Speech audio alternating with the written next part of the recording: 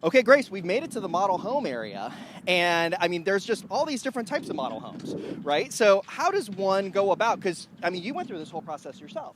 So how does one go about choosing, first of all, which particular floor plan and which model they want to go with, and then also which builder to choose? Yes, Ron. It's really a process of elimination and determining what's important to you when you're looking. In a situation like this, we've got 7 builders, so each builder is going to be at a slightly different price point. They're also going to have different lots in the community.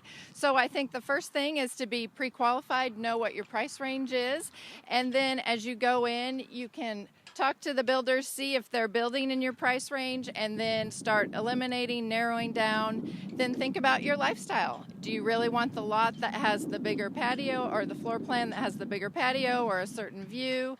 How many bedrooms do you need? All the features and amenities and build out and that sort of thing. Got it. And a word about the pre-approval process, because obviously I'm a residential lender. What I actually created, it's funny because you mentioned your husband's from Chicago, right? So I created a video, which is why you should, not just put all your eggs in one basket, right? And give all the leverage to the home builder or the home seller when it comes to the in-house lender, right? So you want someone that has your best interests at heart, and that also you're not giving all your leverage away, right? So you may want to consider working with an independent lender, right? Or an independent title agency if you're able to do those things. So, thank you. Yes.